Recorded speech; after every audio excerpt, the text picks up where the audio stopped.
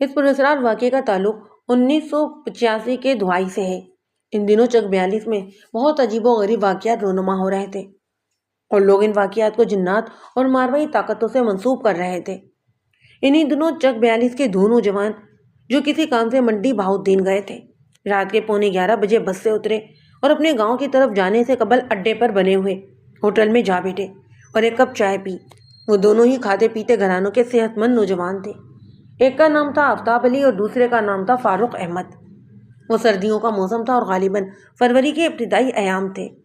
چائے پینے کے بعد دونوں نے ہی اپنے کوٹوں کے کالر اوپر کر لیے اور مفلر وغیرہ لپیٹ کر گاؤں جانے والی پگڈنڈی پر ہو لیے۔ گاؤں وہاں سے 6-7 قدم کے فاصلے پر تھا۔ رات سرد اور چاندنی تھی، مطلع صاف تھا اور ہلکی پھلکی ہوا چل رہی تھی۔ دونوں ہی نوجوان اڈے کی حدود سے نکل کر سنسان پگڈنڈی پر ہو لیے۔ تقریباً 50-60 قدم کا فاصلہ طے کرنے کے بعد انہوں نے محسوس کیا کہ ایک تیسرا شخص بھی ان کے ساتھ چل رہا تھا۔ انہوں نے حیرت سے اس شخص کی طرف دیکھا۔ اس نے گہرے رنگ کی کمبل کی بغل مار رکھی تھی اور سردی سے بچنے کے لیے سر پر بھی خیز لپیٹا ہوا تھا۔ اسے دیکھ کر دونوں ہی نوجوان قدر خوفزدہ بھی ہوئے، کیونکہ جیسا کہ میں نے شروع میں بیان کیا ہے، اس علاقے میں ان دنوں بہت ہی زیادہ عجیب و غریب واقعات ہو رہے تھے۔ خیز پوش شخص کو نوجوانوں نے نہ تو بس سے اترتے دیکھا تھا اور نہ ہی وہ اڈے پر انہیں کہیں نظر آیا۔ فاروق نے خیز پوش کو سلام کیا اور پوچھا کہ وہ کہاں جا رہا ہے۔ اجنبی نے سلام کا جواب دیے بغیر کہا، میں بھی ادھر ہی جا رہا ہوں جدھر آپ جا رہے ہیں۔ اس کی آواز بھاری اور روبدار تھی۔ انہوں نے وہ آواز پہلے کبھی نہیں سنی تھی۔ آفتاب نے پوچھا، آپ کا نام کیا ہے؟ تدبیر علی۔ آفتاب نے حیرانی سے کہا، جی ہم نے یہ نام پہلی دفعہ سنا ہے۔ اس کا مطلب یہ تھا کہ ان کے گاؤں میں اس نام کا کوئی آدمی نہیں تھا۔ تدبیر علی نے کہا، یہ نام میرے مرشد نے رکھا ہے۔ دونوں ہی نوجوان اجنبی کی شکل دیکھنا چاہتے تھے، لیکن سرِ راہ اتفاقیات کے دوران میں ایسا مطالبہ کرنا تہذیب کے خلاف تھا، اس لیے چپ رہے۔ ان کے بیان کے مطابق تدبیر علی نامی اجنبی درمیانے اور مضبوط جسم کا شخص معلوم ہوتا۔ یہ بات اس کی چال ڈھال اور اس کے ڈھیل ڈول سے ظاہر ہوتی۔ اس کی عمر ان کے اندازے کے مطابق 30 سال سے زیادہ نہیں تھی۔ کچھ دیر تک تینوں ہی خاموشی سے چلتے رہے۔ فاروق نے خاموشی کو توڑتے ہوئے کہا، آج سردی بہت ہے، لیکن کسی نے اس کی بات پر کوئی تبصرہ نہیں کیا۔ اچانک تدبیر علی نے کہا، مجھے قبرستان سے بہت ڈر لگتا ہے۔ کہتے ہیں کہ رات کے وقت قبرستان سے دور رہنا چاہیے۔ یہ بات اس نے غالباً اس لیے کہی تھی۔ آگے کچھ فاصلے پر ایک پرانا قبرستان تھا اور یہ قبرستان ان کے راستے میں پڑتا۔ فاروق نے کہا، ہر آدمی نے ایک دن قبر میں ہی جانا ہے۔ قبر میں جانے سے پہلے آدمی کم از کم 2 حصوں میں تقسیم ہو جاتا ہے، اس لیے پہلے سے زیادہ خوفناک ہو جاتا ہے۔ 2 حصے؟ کون سے 2 حصے؟ میں جسم اور روح کی بات کر رہا ہوں۔ یہ 2 بڑے حصے ہیں۔ اب اللہ ہی بہتر جانے کہ روح کتنے حصوں میں تقسیم ہوتی ہے۔ آفتاب نے کہا، روح کیسے تقسیم ہو سکتی ہے؟ یہ تو سوچنا ہی فضول ہے کہ روح بھی تقسیم ہو سکتی ہے۔ کیوں؟ روح تقسیم کیوں نہیں ہو سکتی؟ میں نے سنا ہے کہ روح نور ہے اور نور کے حصے نہیں ہو سکتے۔ تدبیر علی نے کہا، قطب الدین نے 70 سال کی عمر میں وفات پائی۔ 15 سال کی عمر تک اس نے پاک اور معصوم زندگی گزاری، لہذا اس کی روح کا یہ حصہ بہت ہی معصوم ہے۔ 16 سال سے 50 سال کی عمر تک وہ برائی میں پڑا رہا اور عمر کے اس حصے کے اندر اس میں اچانک ایک بدروح پیدا ہو گئی۔ پھر 51 سے 70 سال اس کے دل میں خوف خدا پیدا ہو گیا اور اس نے توبہ کرتے ہوئے اپنی یہ زندگی کے دن گزارے۔ تو اس کا نتیجہ یہ نکلا کہ اس کے اندر اب ایک نیک روح پیدا ہوئی۔ تو اس طرح قطب الدین کی روح 3 حصوں میں تقسیم ہو گئی تھی، بچپن میں معصوم روح، جوانی میں مد روح اور بڑھاپے میں نیک روح۔ ایک ہی روح کی 3 صورتیں ہیں۔ تو محض آپ کا اندازہ ہے، آپ اس بات کو دلیل سے ثابت نہیں کر سکتے۔ کیا آپ اپنی بات کو دلیل سے ثابت کر سکتے ہیں؟ کیوں نہیں؟ قطب الدین کا ایک بچپن کا دوست تھا کبیر الدین۔ 12-13 سال تک وہ دونوں اکٹھے کھیلتے رہے، پھر ان کی راہیں جدا ہو گئیں۔ بڑے ہی گہرے دوست تھے اور ایک دوسرے کو بہت زیادہ چاہتے بھی تھے اور یاد بھی کرتے تھے۔ ان دونوں نے 15 سال کی عمر تک بڑی صاف ستھری زندگی گزاری۔ اس کے بعد کبیر الدین بری صحبت میں پڑ گیا اور رفتہ رفتہ وہ ڈاکو بن گیا۔ کیا آپ کبیر کی بات کر رہے ہیں؟ ہاں، میں اسی کی بات کر رہا ہوں۔ آپ کو یہ بات یقیناً معلوم ہوگی کہ چند سال پہلے اس ڈاکو کو سزائے موت ہو گئی تھی، کیونکہ اس نے ڈکیتی اور ڈکیتیوں کے دوران قتل بھی کیے۔ اور آپ کو یہ بھی بات معلوم ہوگی کہ اسی قبرستان میں وہ دفن ہے جو ہمارے راستے میں پڑتا ہے۔ ہاں، یہ تو مجھے معلوم ہے، لیکن آپ کہنا کیا چاہتے ہیں؟ میں یہ کہنا چاہتا ہوں کہ کبیر الدین کی معصوم روح تو جنت میں ہوگی، لیکن اس کی بدروح، اس نے قدر توقف کیا، اب اس کی بدروح اس علاقے میں پھرتی ہے۔ یہ بات آپ کیسے کہہ سکتے ہیں کہ اس کی روح یہاں بھٹکتی پھرتی ہے؟ کئی لوگ اس کی بدروح کو دیکھ چکے ہیں۔ وہ رات کے وقت انسان کے روپ میں آ جاتی ہے اور اکا دکا لوگوں کو تنگ کرتی ہے۔ یعنی اس نے مرنے کے بعد بھی لوگوں کو تنگ کرنے کا موقع نہیں چھوڑا؟ آفتاب نے پوچھا۔ معلوم تو غالباً یہی ہوتا ہے۔ آفتاب نے کہا، یہ سبھی خیالی باتیں ہیں۔ کمزور عقیدے رکھنے والے لوگ ایسی باتیں گھڑ لیتے ہیں۔ جو مر گیا وہ ختم ہو گیا۔ آپ تو 2 3 اور 3 روحوں کی باتیں کر رہے ہیں۔ میں تو ایک روح کو بھی نہیں مانتا۔ موت کے بعد سبھی کچھ مٹی میں مل جاتا ہے۔ میں نہ تو قبروں سے ڈرتا ہوں اور نہ ہی روحوں سے۔ آپ اس وقت قبرستان میں جا سکتے ہیں؟ بالکل جا سکتا ہوں، لگائیں شرط۔ شرط نہیں، میں آپ کو چاندی کے 50 روپے انعام دوں گا، اجنبی نے کہا، لیکن قبرستان میں جانا کافی نہیں ہوگا۔ چاندی کے 50 روپے؟ آفتاب نے حیرانی سے کہا، کیا آپ کے پاس چاندی کے روپے موجود ہیں؟ اجنبی نے بغل کے اندر چاندی کے سکے کھنکھنائے۔ آفتاب اس اجنبی سے بحث کر رہا تھا اور قبرستان میں جانے کے دعوے کر رہا تھا، مگر ان سبھی باتوں سے فاروق کو الجھن ہو رہی تھی۔ وہ شک آمیز نظروں سے اس اجنبی کو جائزہ لے رہا تھا۔ ابھی تک وہ اس اجنبی کا چہرہ بھی نہیں دیکھ سکے تھے۔ نہ جانے وہ کون تھا اور کس مقصد کے تحت قبر اور بدروحوں کی باتیں کر رہا تھا۔ فاروق نے بات ختم کرنے کی غرض سے کہا، ہمیں ان باتوں میں نہیں الجھنا چاہیے۔ علم والے لوگ کہتے ہیں کہ روحوں کے بارے میں خدا کے سوا کوئی کچھ نہیں جانتا۔ لیکن آفتاب نے اس کی بات پر دھیان نہیں دیا اور کھیت پہنچ اجنبی سے کہا، کیا تمہارے پاس واقعی چاندی کے سکے ہیں؟ ذرا دکھاؤ تو۔ اجنبی رک گیا اور اندر ہاتھ ڈال کر آفتاب کو چاندی کا ایک سکہ دکھایا۔ آفتاب نے چاندی کی روشنی میں اس کا معائنہ کیا، پھر اسے فاروق کو دکھایا۔ وہ انگریزوں کے دور کا نفرئی سکہ تھا، تاہم فاروق کو اس بات کا خیال بعد میں آیا۔ تدبیر علی نامی اجنبی نے اپنی پیشکش دہرائی، میں آپ کو پورے 50 سکے انعام میں دوں گا۔ تدبیر علی نامی اجنبی نے اپنی پیشکش دہرائی، لیکن میری ایک شرط ہے۔ شرط کیا ہے؟ گورکن 1 2 قبریں ہمیشہ تیار رکھتا ہے۔ آج بھی قبرستان میں ایک قبر موجود ہے۔ دونوں میں سے کسی کو یہ پوچھنے کا خیال ہی نہیں آیا کہ اجنبی تیار قبر کے بارے میں کیسے جانتا ہے، مغول اس کے وہ تو قبرستان جانے سے بھی ڈرتا تھا اور ان کو بھی قبرستان سے دور رہنے کا مشورہ دے رہا تھا۔ آپ اس قبرستان میں جائیں اور اس تیار قبر کے اندر بیٹھ کر 50 تک گنتی گنے۔ اجنبی نے اپنی بات جاری رکھتے ہوئے کہا، گنتی اونچی آواز میں گنے تاکہ ہم بھی سن سکیں، اس کے بعد باہر آ کر 50 چاندی کے سکے انعام میں وصول کر لیں۔ آفتاب نے کہا، ٹھیک ہے، تاہم اس کی آواز سے گھبراہٹ ٹپک رہی تھی۔ قبرستان کے درمیان میں سے گزر جانا کچھ زیادہ مشکل نہیں تھا، لیکن قبر کے اندر بیٹھ کر گنتی گننا دوسری بات تھی۔ باتیں کرنے پر تینوں ہی قبرستان کے قریب پہنچ گئے۔ جس پگڈنڈی پر وہ چل رہے تھے وہ قبرستان کی مغربی جانب واقع تھی۔ اجنبی نے قبرستان کے قریب لے گیا اور ایک خاص حصے کی طرف اشارہ کرتے ہوئے بتایا کہ خالی قبر اس جگہ پر تھی۔ آفتاب ایک کھاتے پیتے زمیندار کا بیٹا تھا اور بہت نڈر نوجوان بھی۔ اس کی عمر تقریباً 21 سال تھی۔ اس عمر میں تو ویسے ہی مہم کا جذبہ تیز ہوتا ہے۔ اس نے کھیت پہنچ اجنبی سے پوچھا، کیا قبر میں بیٹھنا ضروری ہے؟ اجنبی نے غرض دلانے کے لیے کہا، ڈر گئے؟ آفتاب نے سینہ تان کر کہا، ایسی کوئی بات نہیں، میں ڈرنے والے دن کی پیدائش نہیں ہوں۔ تم کہو تو میں قبر کے اندر لیٹ بھی سکتا ہوں، قبر بھی اسی زمین کا حصہ ہوتی ہے۔ تم چاندی کے سکے تیار رکھنا۔ میں یوں گیا اور یوں آیا۔ فاروق کو یہ سبھی کچھ پسند نہیں آ رہا تھا، اسے ساری معاملے میں خطرے کی بو محسوس ہو رہی تھی۔ اس نے کہا، او یار آفتاب، چل چھوڑ ان فضول باتوں کو۔ بزرگ کہتے ہیں کہ قبروں کا احترام کرنا چاہیے۔ آدھی رات کے وقت کسی بھی آدمی کو ایسی حرکت نہیں کرنا چاہیے۔ آفتاب نے کہا، تم خاموش رہو، قبروں کی بے حرمتی کون کر رہا ہے؟ وہ تو ویسے بھی خالی قبر ہے، اور میں جوتے اتار کر اندر چلا جاؤں گا۔ فاروق پریشانی کے عالم میں خیز پوش کی طرف مڑا۔ آپ نے کام کا پنگا ڈال دیا ہے، آدھی رات کے وقت، آخر آپ ہے کون؟ اجنبی نے تنزیہ لہجے میں کہا، بس ہو گئی بہادری ختم، مجھے تو پہلے ہی پتا تھا۔ آفتاب نے فاروق سے کہا، او یار تم ذرا صبر نہیں کر سکتے؟ میں اپنے اوپر بزدلی کا ٹھپا نہیں لگوانا چاہتا۔ اگر تمہیں ڈر لگ رہا ہے تو تم جاؤ، یہ کہہ کر اس نے کلمہ پڑھا اور قبرستان میں داخل ہو گیا۔ خالی قبر وہاں سے 70 80 قدم دور تھی اور چاندنی میں وہ صاف نظر آ رہی تھی۔ فاروق نے دیکھا کہ آفتاب نے قبر کے پاس پہنچ کر جوتے اتارے اور قبر میں اتر گیا۔ اس کے ساتھ ہی اس نے گنتی گننا شروع کر دی۔ راستے میں قبروں کے کتبے وغیرہ بھی حائل تھے، اس لیے قبر کا دھانا نظر نہیں آتا تھا۔ آفتاب قبر میں اتر کے ہی نظروں سے اوجھل ہو گیا۔ یہ بتانا مشکل تھا کہ وہ کھڑا تھا یا قبر کے اندر بیٹھ گیا تھا۔ 7 تک گنتی کی آواز بڑی صاف سنائی دی، پھر ذرا سا وقفہ ہوا اور آواز قطرے مدھم ہو گئی۔ خیز پوش اجنبی نے تبدیلی پر کہا کہ یہ پہلے کھڑا تھا، اب بیٹھ گیا ہے۔ 11 تک گنتی کے بعد آواز آنا بند ہو گئی۔ فاروق نے گھبرا کر کہا کیا ہوا؟ آواز کیوں نہیں آ رہی؟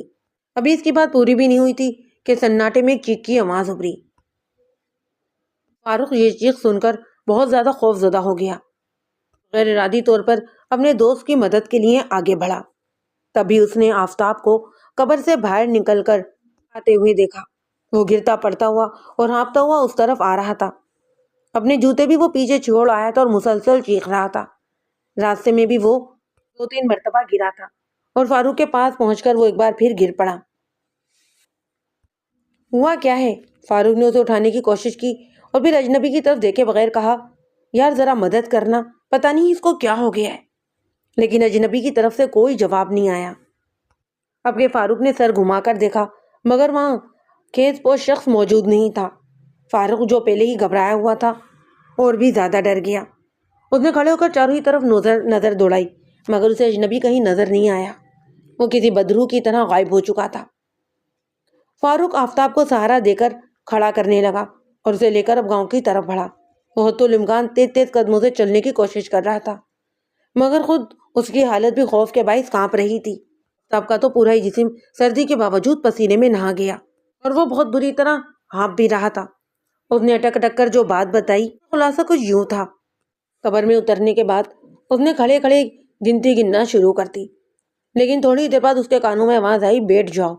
آواز بھاری اور مدھم تھی، چونکہ وہ اونچی آواز میں گنتی گن رہا تھا اس لیے وہ آواز کی سمت کا صحیح اندازہ لگا ہی نہ سکا۔ اس نے خیال یہی ظاہر کیا کہ خیز پوش اجنبی نے اسے بیٹھنے کے لیے کہا تھا، لیکن وہ شرط کے مطابق قبر میں بیٹھ گیا اور گنتی کو جاری رکھا۔ تبھی اس کے کان میں دوبارہ آواز آئی کیا کرنے آیا ہے ادھر؟ کسی نے کہا تھا تجھے ادھر آنے کو؟ یہ آواز قبر کے اندر سے آئی تھی۔ اب کے آفتاب پر سخت سا طاری ہو گیا۔ اس نے ہمت کر کے آواز کی سمت دیکھا۔ یہ آواز لحد کے اندر سے آئی تھی۔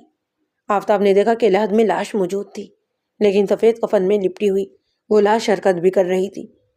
اس نے کفن سے سر باہر نکالا اور اپنی تیز اور چمکدار آنکھوں سے آفتاب کو گھورنے لگی۔ اندھیرے کے باوجود اس کی آنکھیں چمک رہی تھیں۔ چہرے کا بیشتر حصہ کفن کے اندر ہی تھا، لیکن صرف آنکھیں اور پیشانی کا کچھ حصہ نمایاں تھا۔ آفتاب نے محسوس کیا کہ ان آنکھوں سے عجیب قسم کی لہریں نکل رہی تھیں اور آفتاب کو یوں محسوس ہو رہا تھا کہ یہ لہریں اس کی روح کو قبض کر رہی تھیں۔ ہمارے آرام میں خلل ڈالنے آیا ہے۔ اس زندہ لاش نے کفن سے ہاتھ نکال کر اپنا ایک ہاتھ آفتاب کی طرف بڑھایا، جس کی وجہ سے اس کی چیخ نکل گئی اور لمحے بھر کے لیے اس کی آنکھیں بند ہو گئیں۔ اس کے ساتھ ہی لہروں کا وہ رابطہ جو آنکھوں کے ذریعے اس کے اندر داخل ہو رہا تھا ختم ہو گیا۔ آفتاب نے اس مہلت کو بہت جانا اور قبر سے نکل بھاگا، تاہم نظروں کا وہ جادو اپنا کام کر چکا تھا۔ گاؤں کے قریب آتے آتے آفتاب کو خون کی الٹی آئی اور اس نے چند سماعتوں کے اندر ہی اپنا دم توڑ دیا۔ یہ تمام ہی واقعات میرے علم میں صبح کے وقت آئے۔ رات والے پولیس نے شک کی بنا پر فاروق کو اپنے پاس ہی روک رکھا تھا۔ وہ 22-23 سال کا نوجوان تھا۔ رات کے واقعات نے اس پر اور اس کے حساب پر ایک گہرا اثر ڈالا تھا۔ اسے رات بھر نیند نہیں آئی تھی۔ وہ پڑھا لکھا نوجوان تھا، غالباً میٹرک تھا اور اس نے کچھ دینی تعلیم بھی حاصل کر رکھی تھی۔ اس نے پوری ہی رات کے سارے واقعات میرے سامنے بیان کیے۔ میں نے اس پر کافی جرح کی اور اس نتیجے پر پہنچا کہ جو کچھ اس نے بتایا تھا وہ تقریباً ٹھیک ہی تھا۔ آفتاب کے باپ کا نام شیخ کرامت علی تھا اور اس کے 2 بیٹے تھے۔ آفتاب بڑا تھا، چھوٹے کا نام تھا مشتاق احمد۔ میں فاروق کو ساتھ لے کر اس کے گھر پہنچ گیا اور آفتاب کی لاش کا سرسری معائنہ کیا۔ اس کے جسم پر چوٹ کا کوئی نشان نہیں تھا، البتہ گھنٹوں کے پاس چند خراشوں کے نشان نظر آ رہے تھے۔ یہ خراشیں بھی غالباً اس وقت آئی تھی جب وہ قبر سے نکل کر بھاگا تھا اور 2-3 دفعہ ٹھوکر لگنے کے باعث گر پڑا تھا۔ میں شیخ کرامت کو لے گیا اور فاروق کے بارے میں سوال کیا۔ اس نے واضح الفاظ میں کہا کہ ہمیں اس لڑکے پر کوئی شک نہیں، یہ آفتاب کا لنگوٹیا یار تھا اور اس کا باپ میرا جاننے والا ہے۔ ان لوگوں کے ساتھ ہماری کوئی دشمنی نہیں اور نہ ہی رنجش ہے۔ میں نے پوچھا کہ آپ نے لاش کا پوسٹ مارٹم کروایا ہے؟ اس نے دکھی لہجے میں کہا کیا فائدہ پوسٹ مارٹم کروانے کا، میرا جوان بیٹا واپس تو نہیں آ جائے گا۔ رات کو ہم آفتاب کو اسپتال لے گئے۔ ڈاکٹر پوسٹ مارٹم کی نہیں کہہ رہا تھا لیکن ہم نے انکار کر دیا۔ ڈاکٹر نے موت کی وجہ کیا بتائی ہے؟ وہ تو کچھ لمبی چوڑی وجہ بتا رہا تھا، کچھ ڈاکٹروں والی باتیں کر رہا تھا۔ ہماری سمجھ میں کچھ بھی نہیں آیا۔ بس ہماری سمجھ میں یہ بات آئی ہے کہ آفتاب کی موت دہشت کی وجہ سے ہوئی ہے۔ اس نے نادانی کی جو رات کے وقت قبر میں گھس گیا۔ جو واقعہ فاروق نے سنا ہے، اس کے بارے میں آپ کا کیا خیال ہے؟ اس نے جھوٹ نہیں بولا۔ اس کھیس پوش اور قبر والی لاش کے بارے میں آپ کیا کہتے ہیں؟ لوگ کہتے ہیں کہ کبیرے ڈاکو کی روح لڑکوں کے پیچھے لگ گئی ہے۔ آپ خود ہی سوچیں آج کل چاندی کے روپے کہاں ہوتے ہیں۔ شیخ صاحب، آپ اس بارے میں اچھی طرح غور کریں۔ اس وقت آپ بہت زیادہ دکھی ہیں، اسی لیے میں زیادہ سوال و جواب نہیں کروں گا، لیکن میرا خیال یہ ہے کہ اس ساری کارروائی کے پیچھے کوئی گہری سازش ہے۔ ہو سکتا ہے کہ اس سازش کے پیچھے کسی دشمن کا ہاتھ ہو۔ اگر آپ کو کوئی بات یاد آئے تو مجھے اطلاع کر دیجیے گا۔ اس وقت میں دعوے کا وقوع کا معائنہ کرنے قبرستان جا رہا ہوں۔ قبرستان میں 2 اہلکار پہلے سے ہی موجود تھے۔ خالی قبر کے پاس کچھ اور لوگ بھی نظر آ رہے تھے، جن میں گورکن بھی شامل تھا۔ وہاں ایک ہی خالی قبر تھی، اس لیے واضح طور پر آفتاب اس قبر میں اترا تھا۔ اس کے جوتے ابھی تک قبر کے پاس پڑے ہوئے تھے۔ ڈیوٹی پر موجود حوالدار نے مجھے بتایا کہ اس نے کسی بھی شخص کو قبر کے قریب نہیں جانے دیا۔ ویسے بھی رات کے واقعے کی وجہ سے لوگ خوف زدہ تھے اور قبر کے قریب جاتے ہوئے گھبرا رہے تھے۔ میں نے گورکن سے چند باتیں کی اور خود بھی جوتے اتار کر قبر کے اندر اتر گیا۔ لحد کے اندر ایک ٹاٹ اور ایک لکڑی کا پرانا سا تختہ پڑا تھا۔ قبر میں پیروں کے بھی نشان نظر آ رہے تھے، جو غالباً آفتاب کے ہی پیروں کے تھے۔ میں نے گورکن سے ٹاٹ اور تختے کے بارے میں پوچھا۔ گورکن نے جواب دیا، یہ تختہ تو میں نے ہی رکھا تھا تاکہ لحد میں مٹی نہ چلی جائے، مگر اس ٹاٹ کے بارے میں مجھے کچھ نہیں پتا۔ میں نے ٹاٹ ہٹا کر لحد کی زمین کا بہت معائنہ کیا، پھر گورکن کو اندر بلا کر پوچھا، جب تم نے یہ لحد تیار کی تھی تو کیا اس کی زمین ایسی ہی تھی؟ نہ جی، اس وقت یہ جگہ ایسی نہیں تھی۔ اس نے زمین کا جائزہ لینے کے بعد کہا، اپنا فاروق باؤ ٹھیک ہی کہتا ہے، اس میں ضرور کوئی موجود تھا، شاید اس میں لاش ہی تھی۔ اگر اس میں لاش تھی تو وہ گئی کہاں؟ رب ہی جانے۔ لوگ کہتے ہیں کہ وہ کوئی بدروح تھی۔ قبر کا معائنہ کرنے کے بعد ہم باہر نکل آئے۔ گورکن نے تامل کرتے ہوئے کہا، ایک بات کہوں جی، اگر اجازت ہو تو؟ میں نے کہا، کیا بات ہے؟ 1-2 دفعہ میں نے بھی بدروح دیکھی تھی۔ اس نے کہا، پر سچی گل یہ ہے کہ اس نے مجھے کبھی کوئی نقصان نہیں پہنچایا۔ تم نے بھی روح دیکھی تھی؟ کیسی تھی وہ روح؟ کوئی 10-12 دن پہلے مجھے ادھر کام کرتے ہوئے دیر ہو گئی۔ آپ کو تو پتہ ہی ہے کہ سردیوں میں اندھیرا جلدی پھیل جاتا ہے۔ میں اپنی کھسے کندھے پر رکھ کر بھی 4 قدم ہی چلا تھا کہ ایک کالی سی شے مجھے نظر آئی۔ وہ ادھر سے قبرستان میں گھسی اور سیدھی ادھر قبر میں گھس گئی۔ میں نے پوچھا، کون سی قبر؟ اس قبر میں۔ اس نے خالی قبر کے ساتھ والی قبر کی طرف اشارہ کیا۔ اس وقت یہ قبر خالی تھی۔ اب اس میں نظام الدین لوہار دفن ہے۔ پچھلے جمعے اس کا انتقال ہو گیا ہے۔ پھر کیا ہوا؟ ہونا کیا تھا؟ میں 2-4 گھنٹے کھڑا اس قبر کو دیکھتا رہا، پھر واپس چلا گیا۔ ہو سکتا ہے کہ وہ کوئی جنگلی جانور ہو۔ نہ جی، میں نے آج تک 2 ٹانگوں والا جانور کبھی نہیں دیکھا۔ تو تمہارا مطلب یہ ہے کہ وہ کوئی آدمی تھا؟ آہو جی، لگتا تو آدمی ہی تھا۔ 2 روز کے بعد میری پھر اس سے ملاقات ہو گئی۔ اس روز مجھے کچھ دیر ہو گئی تھی۔ میں اس قبر کے پاس سے گزر رہا تھا تو اندر سے گن گن گن گن کی آواز آئی، جیسے کوئی منتر پڑھ رہا ہو۔ میں نے ہمت کر کے پوچھا، او بھائی، کون ہے؟ اندر سے آواز آئی، او جا، اپنا راستہ ناپ، ملنگا نو اپنا کام کرنے دے۔ لو جی تھانے دار جی، وہ دن ہے اور آج کا دن، میں تو اندھیرا ہونے سے پہلے ہی ادھر سے نکل جاتا ہوں۔ گاؤں کے کچھ اور لوگوں نے بھی اس بات کی تصدیق کی۔ 4 آدمیوں نے رات کے وقت ایک سیاہ پوش آدمی کو قبرستان میں دیکھا تھا۔ البتہ 2 افراد نے ایک سفید پوش شخص کو دیکھنے کا دعویٰ کیا۔ وہ سر سے پیر تک سفید لباس میں ملبوس تھا۔ میں روح والی بات تسلیم کرنے پر تیار نہیں تھا، لیکن میں نے قبرستان کی نگرانی کروانے کا بھی فیصلہ کیا۔ تانے کا عملہ محدود تھا اور زیادہ تر اہلکار اس معاملے میں توہم پرست تھے۔ وہ افواہیں انہوں نے بھی سنی تھی۔ ان کی وجہ سے وہ قبرستان میں ڈیوٹی دینے میں تعامل کا شکار کر رہے تھے۔ پھر بھی میں نے ایک حوالدار اور ایک سپاہی کی ڈیوٹی لگا دی۔ 3 روز کے بعد انہوں نے ایک سیاہ پوش شخص کو قبر سے نکلتے دیکھا۔ حوالدار نے اسے رکنے کے لیے کہا، مگر وہ جھنڈ میں غائب ہو گیا۔ اس وقت رات کے 12 بجے تو ہر طرف ہو کا عالم تھا۔ حوالدار نے کہا کہ وہ ڈرتے ڈرتے اس سیاہ پوش شخص کو تلاش کرنے لگے، لیکن وہ شخص یوں غائب ہو گیا تھا جسے تھا ہی نہیں۔ آدھے گھنٹے کے بعد انہوں نے تلاش کا کام ترک کر دیا اور قبرستان سے نکل گئے۔ تبھی انہوں نے ایک شخص کو، جس نے گہرے رنگ کی لوہے کی بغل مار رکھی تھی، اپنی طرف آتے دیکھا۔ حوالدار نے اسے روکا اور پوچھا کون ہے، کہاں سے آ رہا تھا؟ لوئی پوش بارش تھا، اس کے چہرے کا کچھ غصہ نمایاں تھا۔ اس نے حوالدار کو جواب دینے کے بجائے تیز نظروں سے اسے اور سپاہی کو گھورا۔ حوالدار کا بیان یہ ہے کہ اس شخص کی آنکھیں انتہائی خوفناک تھیں۔ وہ 10 سیکنڈ سے زیادہ اسے نظریں نہیں ملا سکا۔ اسے یوں محسوس ہوا کہ اس کے اعصاب تھکن کا شکار ہوتے چلے جا رہے تھے۔ سپاہی نے بھی حوالدار کی بات کی تصدیق کی۔ اس شخص کی آنکھوں میں کچھ ایسا تھا کہ وہ دونوں ہی اس کے سامنے چوہے بن گئے اور بجائے اس کے سوال کرنے کے اس کی باتوں کا جواب دینے لگے۔ لوئی پوش نے تحکمانہ لہجے میں پوچھا کون ہو اور اس وقت یہاں کیا کر رہے ہو؟ ہم یہاں ڈیوٹی دے رہے ہیں، حوالدار نے جواب دیا۔ کس بات کی ڈیوٹی؟ کیا قبرستان سے مردے چوری ہونے لگے ہیں؟ سپاہی نے کہا لوگوں نے قبرستان میں ایک بھٹکی ہوئی روح کو دیکھ لیا ہے۔ چند روز پہلے شیخ کرامت کا جوان بیٹا بھی ادھر قبرستان میں کسی بدرو سے ٹکرا کر فوت ہو گیا تھا۔ مورخ، تم بدرو کو گرفتار کرنے آئے ہو؟ لوئی پوش نے انہیں ڈانٹ کر پوچھا۔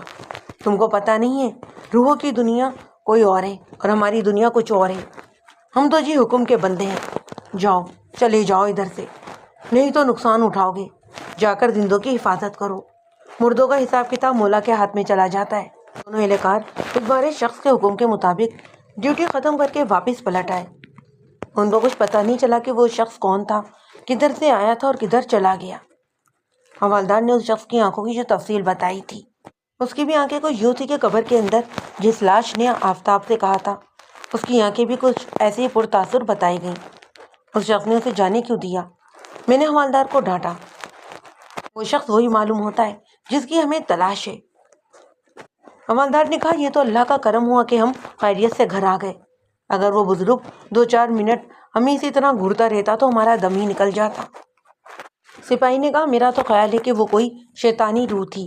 اگر ہم اس کی بات نہ مانتے تو وہ نہ جانے کیا ہمارا اشر کرتی۔ میں ذاتی طور پر اس قسم کی باتوں پر یقین نہیں رکھتا، لیکن میں نے فیصلہ یہ کیا کہ اس معاملے میں مجھے ہی خود کچھ کرنا پڑے گا۔ شیخ کرامت علی کے بیٹے کی گمشدگی کے سلسلے میں اس نے کوئی پرچہ نہیں کٹوایا تھا، البتہ ہم نے اس واقعے کو روز نامچے میں درج کر لیا۔ کئی روز تک میں اپنی پیشہ ورانہ مصروفیات کی بنا پر اس معاملے پر کوئی توجہ نہیں دے سکا۔ تقریباً 3 ہفتے کے بعد ایک اور واقعہ رونما ہو گیا۔ شیخ کرامت کے چھوٹے بھائی شیخ محبوب علی کا بیٹا، جس کا نام عزیز احمد تھا، اچانک جان بحق ہو گیا۔ جو اطلاع مجھے ملی وہ کچھ یوں تھی کہ عزیز احمد اپنی 3 دوستوں کے ساتھ مرغابیوں کا شکار کرنے دریا پر گیا تھا۔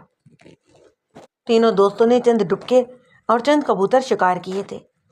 ڈبکا مرغابے سے ملتا جلتا ایک چھوٹا آبی پرندہ ہے جو مرغابی کی نسبت زیادہ دیر تک پانی کے اندر رہ سکتا ہے۔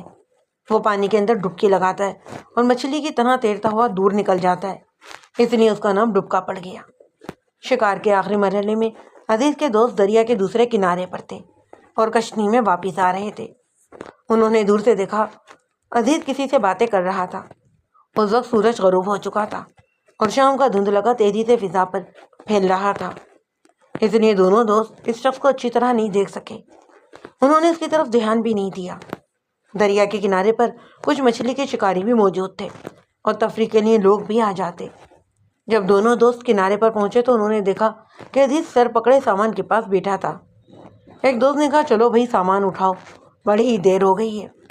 عزیز نے کمزور سی آواز میں کہا مجھے متلی ہو رہی ہے اور میرا سر بھی چکرا رہا ہے۔ دوست نے کہا متلی ہو رہی ہے؟ تم نے کوئی ایسی ویسی چیز تو نہیں کھا لی؟ میں ذرا لیٹ جاتا ہوں۔ عزیز نے دوست کے سوال کا جواب دینے کے بجائے کہا مجھے کچھ گھبراہٹ بھی ہو رہی ہے۔ بات ختم کرتے ہی وہ گھاس پر لیٹ گیا۔ وہ آدمی کون تھا جس سے تم باتیں کر رہے تھے؟ اسی لمحے عزیز سینے کو مسلتا ہوا اٹھ بیٹھا، اسے خون کی الٹی ہوئی اور وہ دوبارہ زمین پر دراز ہو گیا۔ دوستوں نے اسے اٹھانے کی کوشش کی مگر وہ مر چکا تھا۔ اطلاع ملنے پر میں نے اسی وقت چند آدمی دریا پر بھیج دیے۔ ان کے سربراہ نے جو ایک احسائی تھا لاش پوسٹ مارٹم کے لیے اسپتال بھجوا دی اور عزیز کے دوستوں کو پوچھ گچھ کے لیے تھانے لے آیا۔ ان کے نام حمید اور ہارون تھے۔ اوپر جو تفصیل آپ سن چکے ہیں وہ مجھے انہی کی زبانی معلوم ہوئی تھی۔ میری اصل دلچسپی اس شخص کے بارے میں تھی جو عزیز سے باتیں کرتا ہوا دیکھا گیا تھا، لیکن ان دونوں ہی جوان شخص کے بارے میں کوئی زیادہ معلومات فراہم نہیں کر سکے۔ حمید نے اپنے ذہن پر زور دیتے ہوئے کہا وہ بڑی عمر کا کوئی آدمی تھا اس نے داڑھی اور بڑے بڑے بال رکھے ہوئے تھے اور غالباً چادر کی بغل بھی مان رکھی تھی۔ اس سے زیادہ میں آپ کو اس کے بارے میں کچھ نہیں بتا سکتا۔ ممکن ہے اسی نے عزیز کو کوئی زہریلی چیز کھلا دی ہو۔ اگر ایسی بات ہوتی تو عزیز ذکر ضرور کرتا، ہارون نے کہا۔ یہ کچھ اور ہی چکر معلوم ہوتا ہے۔ مثلاً ہارون نے کچھ کہنے کا ارادہ کیا مگر حمید کو اپنی طرف گھورتے پا کر چپ ہو گیا۔ جناب، جو کچھ ہمیں معلوم تھا وہ ہم نے آپ کو بتا دیا ہے، حمید نے کہا۔ باقی ان لوگوں کے خاندانی معاملات کے بارے میں افواہیں پھیل رہی ہیں، ان کے بارے میں ہمیں صحیح علم نہیں۔ میرے اصرار پر اس نے بتایا کہ عزیز کا ایک تایا تھا جو 12-13 سال قبل گاؤں کو چھوڑ کر چلا گیا۔ اس کا نام شیخ ہدایت اللہ تھا۔ وہ 3 بھائیوں میں سب سے بڑا تھا۔ آفتاب کا باپ شیخ کرامت اور عزیز کا باپ شیخ محبوب اور اس کے چھوٹے بھائی تھے۔ 12-13 سال قبل اس کے 2 بیٹے جن کی عمریں 15 اور 17 سال تھیں قتل ہوئے تھے۔ ہدایت اللہ اس صدمے کی وجہ سے پاگل ہو گیا اور گاؤں کو چھوڑ کر چلا گیا۔ اس کے بعد اس کا کچھ پتہ نہیں چلا۔ عام خیال یہی تھا کہ وہ پاگل پن کی حالت میں انتقال کر چکا تھا۔ اس کی بیوی اور 2 بیٹیاں گاؤں میں ہی رہتی۔ عجیب بات یہ تھی کہ بڑی بیٹی جس کا نام شکیلہ تھا وہ مرحوم آفتاب کی بیوی تھی اور چھوٹی بیٹی جس کا نام سعیدہ تھا وہ عزیز کی بیوی تھی۔ لوگ آفتاب اور عزیز کی پراسرار موت کا تعلق ایک پرانے واقعے سے جوڑ رہے تھے۔ اتنی بات معلوم ہونے کے بعد مجھے بھی یہی محسوس ہوا کہ ان اموات کا تعلق شیخ ہدایت اللہ کی روپوشی یا اس کے بیٹوں کے قتل سے ہی تھا۔ میں نے اس معاملے کی تفتیش شروع کر دی۔ میں شیخ ہدایت اللہ کے پرانے دوستوں سے ملا جنہوں نے مجھے کافی معلومات فراہم کی۔ میں شیخ کرامت اور شیخ محبوب علی سے بھی ملا مگر انہوں نے اس معاملے پر کوئی بات کرنا پسند نہ کیا۔ شیخ ہدایت اللہ کی بیوی کا نام منظور بی بی تھا۔ مجھے یہ پتہ چلا کہ وہ 2 کمرے کے ایک کچے مکان میں رہتی تھی اور نہایت کم پرسی کی زندگی گزار رہی تھی۔ میں اس کے گھر پہنچ گیا۔ وہ 55-56 سال کی ایک پڑھی لکھی اور جہاں دیدہ عورت تھی۔ اس کے گھر میں 2-3 چارپائی اور ضرورت کی چند چیزوں کے سوا کچھ نہیں تھا۔ اس کے چہروں پر دکھوں کی لکیروں کے ساتھ مجھے صبر اور استقامت کی لکیریں بھی دکھائی تھیں۔ اس نے مجھے موڑے پر بٹھایا اور چند رسمی کلمات کے بعد میرے لیے لسی لے آئی۔ جب میں نے لسی کا پیلا گھونٹ لیا تو مجھے پتہ چلا کہ وہ نمکین لسی تھی۔ وہ کہنے لگی، ملک صاحب معاف کرنا، میرے پاس شکر ختم ہو گئی تھی اس لیے میں نمک ڈال کر لائی ہوں۔ اس نے میرے تاثرات کو دیکھ کر کہا تھا۔ میں نے کہا، کوئی بات نہیں، نمک کا بھی اپنا ذائقہ ہوتا ہے اور میرا خیال ہے کہ نمک کی شکر سے زیادہ اہمیت ہے۔ کسی نے کبھی یہ نہیں کہا کہ شکر حرام ہے بلکہ ہمیشہ نمک حرامی کہا جاتا ہے۔ سنا ہے آپ میرے آدمی کے بارے میں پوچھ گچھ کرتے پھر رہے ہیں۔ اس نے کہا کہ آپ کو اس کی کوئی خبر ملی ہے؟ وہ افواہیں سننے میں آ رہی ہیں۔ آپ کا گھر اور رہن سہن دیکھ کر مجھے بہت افسوس ہو رہا ہے۔ آپ کے دونوں ہی دیور تو حویلیوں میں رہتے ہیں اور آپ کی دونوں بیٹیاں ان کی بہو ہیں۔ اتنی بڑی جائیداد میں آپ کے آدمی کا کوئی حصہ نہیں تھا کیا؟ اس نے کہا کھینچتے ہوئے کہا، یہ ساری تباہی اس جائیداد کی وجہ سے ہو رہی ہے۔ مرد ختم ہو گئے، بیٹوں کو دیور نے زبردستی اپنے گھروں کی نوکرانیاں بنا لیا۔ اس کے بعد کون سی جائیداد اور کس کی جائیداد؟ آپ کی بیٹیوں کی شادیاں رضامندی سے نہیں ہوئی تھیں۔ ملک صاحب، جہاں جائیداد کا معاملہ ہو وہاں رضامندی کو کوئی نہیں دیکھتا۔ دیوروں کو یہ خطرہ تھا کہ اگر میں نے بیٹیوں کی شادیاں کہیں اور کر دی تو جائیداد کا حصہ دینا پڑے گا۔ جب تک میری بیٹیاں چھوٹی تھیں مجھے بھی حویلی میں رہنے کی اجازت تھی، لیکن جب انہوں نے میری بیٹیوں کو اپنی بہو بنا لیا تو مجھے دھکا دے دیا۔ اس کی اماد بھر آ گئی۔ جب جس حال میں رکھے آدمی کو خوش رہنا چاہیے، دنیا کا کوئی کام اس کی مرضی کے بغیر نہیں ہوتا۔ میں نے پوچھا، آپ کی بیٹیوں کی شادیاں کب ہوئی ہیں؟ ابھی 1 سال بھی نہیں ہوا۔ کوئی بچہ وغیرہ؟ ابھی کوئی بچہ وغیرہ تو نہیں ہوا اور اب کوئی امید بھی نہیں۔ آفتاب اور عزیز کی موت کے بارے میں آپ کا کیا خیال ہے؟ اس نے کہا، میں کیا کہہ سکتی ہوں، شاید رب کو یہی منظور تھا۔ پھر میرے سوالات کے جواب میں اس نے جو کہانی سنائی وہ بہت ہی افسوسناک اور دردناک تھی۔ اس کا کچھ حصہ میں دوسرے لوگوں کی زبانی بھی سن چکا تھا۔ کہانی بہت لمبی چوڑی تھی اور اس کا کچھ حصہ مجھے یاد بھی نہیں رہا۔ میں اسے مختصر کر کے آپ کے سامنے پیش کیے دیتا ہوں۔ اس بات پر تقریباً سبھی لوگ متفق تھے کہ شیخ ہدایت اللہ با اخلاق اور شریف آدمی تھا۔ کسی نے اس کو غصے میں آپے سے باہر ہوتے ہوئے کبھی نہیں دیکھا۔ وہ بڑی سے بڑی بات بھی تحمل سے سنتا اور ہمیشہ اپنا لہجہ دھیما رکھتا۔ باپ کی وفات کے بعد اس نے جائیداد کی تقسیم کی بات کی اور جذبہ خیر سگالی کے طور پر زمینوں کا سارا انتظام چھوٹے بھائیوں کے حوالے کر دیا اور خود جائیداد وغیرہ کی نگرانی کا کام سنبھال لیا۔ اس کی خواہش تھی کہ جس طرح باپ کی زندگی میں سب بہن بھائی مل جل کر رہتے تھے اسی طرح رہتے رہیں۔ باپ کی زندگی میں 2 بھائیوں اور ایک بہن کی شادی ہو چکی تھی۔ چھوٹے بھائی محبوب علی اور چھوٹی بہن حبیبہ کی شادی نہیں ہوئی تھی۔ باپ کی وفات کے بعد 2 سال بعد حبیبہ کی شادی کی تاریخ مقرر کر دی گئی۔ بڑی بہن کا نام ساجدہ تھا۔ باپ نے شادی سے پہلے 5 مربع زمین اس کے نام لگا دی تھی۔ ہدایت اللہ نے سوچا کہ چھوٹی بہن کو بھی 5 مربع زمین ملنی چاہیے۔ اس نے دونوں ہی بھائیوں کے سامنے اپنی خواہش کا اظہار کیا۔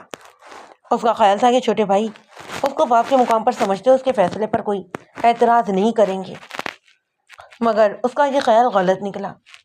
دونوں ہی بھائی اس معاملے میں اہل و حجت کرنے لگے۔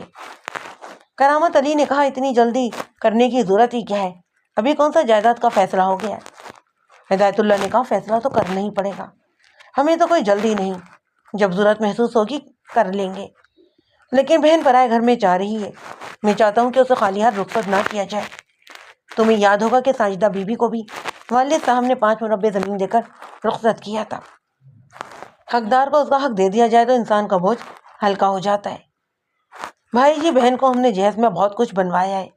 محبوب علی نے کہا، آپ اس معاملے کو بھی رہنے ہی دیں، اگر ماما جی کی طرف سے کوئی مطالبہ آیا تو پھر سوچیں گے۔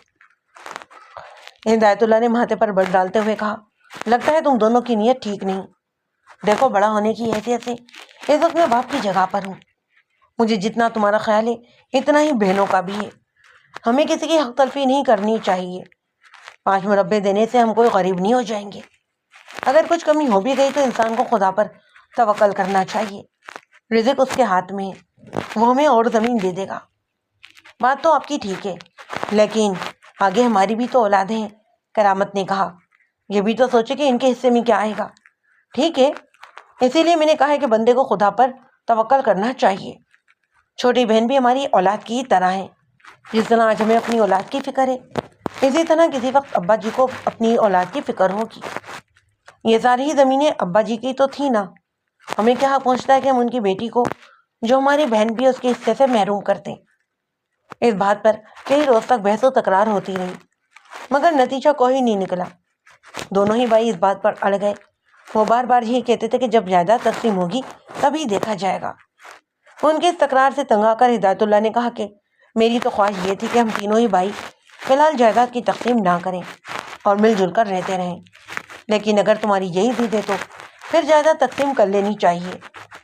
دونوں ہی بھائیوں نے یک زبان کہا، کیا مطلب؟ مطلب یہ کہ ہم تینوں کو بھی اپنا حصہ الگ الگ لے کر الگ ہو جانا چاہیے۔